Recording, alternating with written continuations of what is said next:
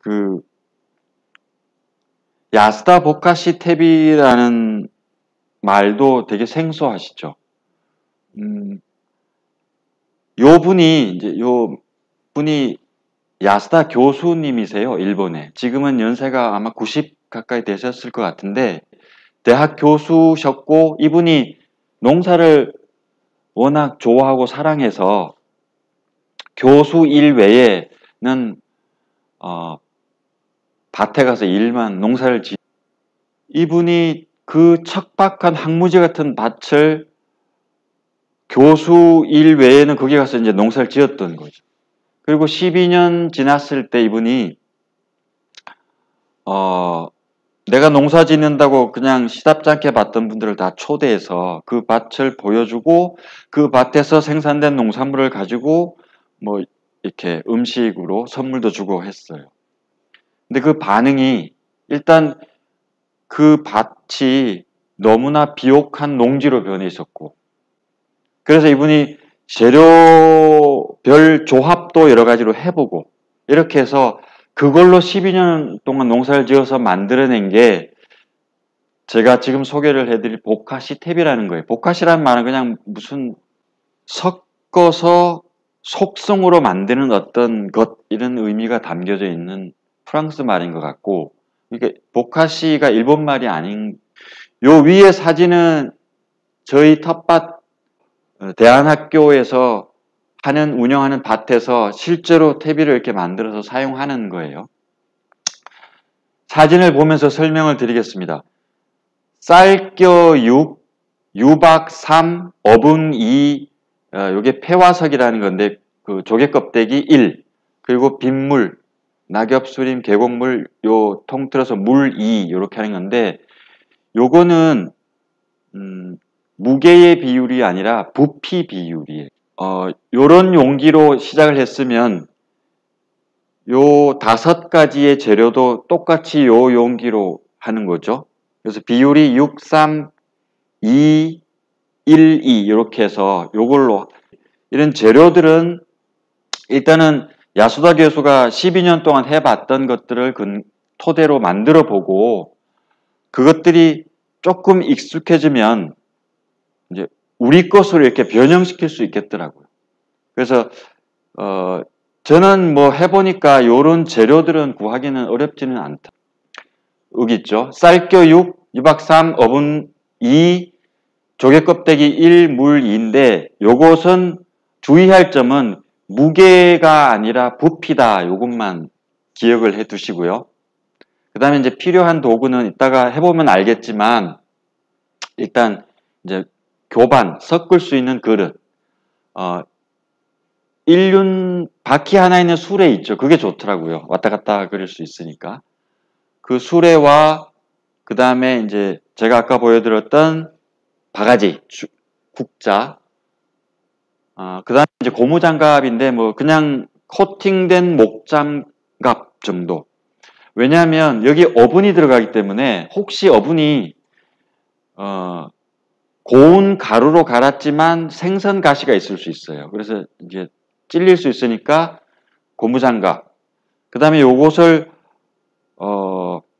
보통 김장 그 배추 담는 그 비닐봉지를 쓰는데 그건 좀 약하더라고요. 이따가 이제 하면서 말씀드리겠는데 그거보다 약간 더 두꺼운 비닐봉지가 있긴 해요. 농자재 상에 가면 뭐 고춧가루 같은 이렇게 담는 게 있더라고요. 하여튼 가급적이면 쉽게 뚫리지 않는 비닐, 그리고 이제 물 담는 양동이, 준비물은 요 정도만 있으면 될 것 같고요. 요건 이따가 해보면서 말씀을 드릴게요. 그 다음에 이제 야스다 교수님이 저한테 이제 보여준 내가 만든 퇴비에 성분을 이제 만들어서 성분을 조사했다. 이 성분이 퇴비로서 부족함이 없고 과함도 없고 적당하고 이용하기 좋더라. 저는 이제 우리가 퇴비를 볼 때 질소 함량을 딱 보잖아요. 다른 거는 뭐 설명 안 드릴게요. 질소량을 보면 2.72%예요. 안 높죠. 우리 뭐 닭똥이나 돼지똥보다 훨씬 낮아요. 소똥이 아마 이 정도 되는 것 같은데, 이 보카시 탭이 역시 질소량이 요 정도기 때문에 땅에 무리가 없다는 거고, 기타 이제 수치 결과를 야스다 교수님이 뭐 대학 교수여서 그런지 철저하게 직접 해보고 실험 결과 그리고 그 결과물을 가지고 자기가 실천해보고 나온 거여서, 만약에 이것이 실제에 똑같이 결과가 안 나오면 난 소개하지 않는다라고 하시고 했거든요. 설명드릴게요. 아까 인륜 수레에 요런 바가지를 가지고 담습니다. 요거는 물을 마지막에 2개인 거. 요렇게 분리해서 부어놔야 돼요. 그래서 딱 보면 뭐가 더 부족했네가 눈에 이렇게 식별할 수 있거든요. 이제 부피 비가 다르면 발효 속도에 지장을 주기 때문에, 그리고 물을 2바가지 붓기 때문에 수분량에 차질이 있기 때문에 원하는 날짜와 원하는 발효가 안 된다는 거예요. 그래서 그걸 잊어버리지 않고 지키기 위해서 이렇게 하는 거고, 그 다음에 이걸 다 섞는 거예요. 근데 특징은 요 재료들이 다 분말이라는 거, 가루로 하는 거. 가루는 반드시 해야 돼요. 만약에 덩어리진 걸 하면 발효 시간이 보름 내에 안 돼요.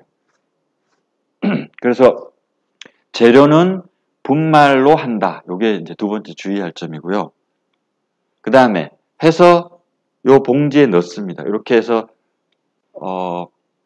상온에 보관하는데 특징이, 요건 여름에는 보름, 겨울에는 한 달 정도, 빠른 최대한 가장 시간을 단축해서 발효를 끝내는 거예요. 근데 그 발효가 유산균 발효거든요. 그래서 문제는 빛과 공기를 차단해 줘야 된다는 거고, 그래서 제가 가급적이면 이 두꺼운 종이를, 여기 이제 이분이 하다가 찢어졌는데 테이프로 발라놓은 거죠. 공기가 들어가면 다른 발효가 시작됩니다. 유산 발효가 되면 나중에 15일 이후에, 이제 하절기 여름에 15일 후에 보면 요구르트, 야쿠르트, 김치 신 냄새가 향긋하게 나요. 기분 좋은 냄새인데, 공기가 들어가거나 빛을 보면 얘가 그냥 뭐랄까 암모니아 발효된 듯이 색깔도 뭐 빨간색, 흰색으로 변하고, 냄새도 약간 이제 그 구데기 썩은 냄새 나고 이렇게 나거든요. 그러면 공기가 들어가거나 빛이 들어갔다. 근데 그걸로 퇴비로 쓰셔도 돼요. 다만 우리가 원하는 야스다 보카시 유산 발효가 안 되었다라고 보시면 되고. 근데 제가 해보니까 그것만 막아놓으니까 실패할 확률은 거의 없더라고요. 이렇게 해서 문제는 바깥에 그냥 두면 되는데, 겨울에는 얼겠죠. 물이 있으니까. 근데 어분이 있으니까 생선 비린내가 나니까 쥐나 고양이가 파더라고요. 그래서 제가 제일 좋은 것은 보일러실 같은 데다가 넣어놓은, 보일러실에 쥐 없죠. 못 들어가죠. 그래도 항상 온도가 일정하죠. 빛 차단되잖아요. 보일러실이 제일 안전하고 고양이 안 달려들고. 그래서 이제 이걸 봉지를 앞부분을 밑으로 가게 이렇게 차곡차곡 채워 넣으면 제 힘에 위에 뭉치에 눌려서 공기가 자동 빠져요. 그래서 요렇게 이제 중간중간에 이렇게 공기가 남아 있는 부분은 이렇게 하얗게 발효가 되거든요. 그러면 3월 15일 날 만들면 4월 15일이면 충분히 쓰거든요. 그렇게 만들면 되고, 제가 만들어 보니까 오늘 한번 만드는 이 양으로 10평은 쓸 수 있어요. 그러면 내가 주말 농장 10평을 한다 이러면 봄에 한 번, 가을에 한 번. 여기까지 떠드는 건 마치고요. 실습 들어주셔서 감사하고 고생하셨습니다.